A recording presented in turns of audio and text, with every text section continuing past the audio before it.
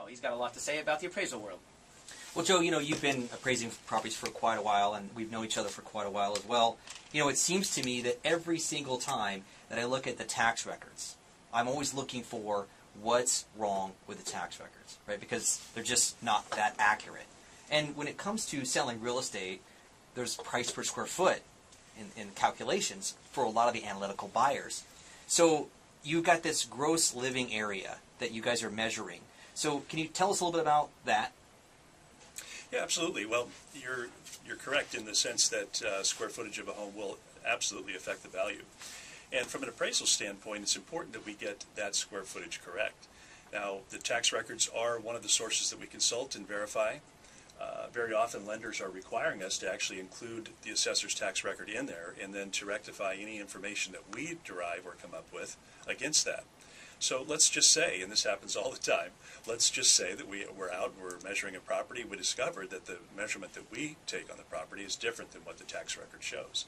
Well, that presents a little bit of a challenge because as an appraiser, I'm liable for delivering the correct information. So we've got a couple of things that we can do. Typically, we'll talk with the homeowner, discuss any additions that may have been made, see if those are permitted.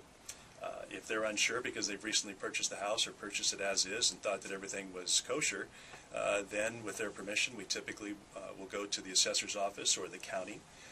We'll ask questions about the permit process, see if we can solve that issue. The bottom line is that every lender has their own particular set of guidelines that they're looking at. And we try and deliver, understanding who the lender is, we try and deliver the information that that lender is looking for so that we can get it right for the homeowner the first time. But you're right, if there are problems with the assessor's record, the public record, it really is something that the homeowner should take into their own hands to correct.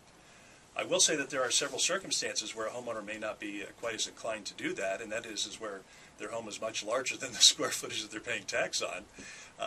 Do they reassess the homeowner in that case, or do they just keep it based on the purchase price of the home? Well, you're referring to the assessor? Yeah. Yeah, very often what they're going to do is to try and update the records so that they reflect what is actually there. Sometimes what happens too is that we discover that what the assessor has in the record has actually been entered incorrectly.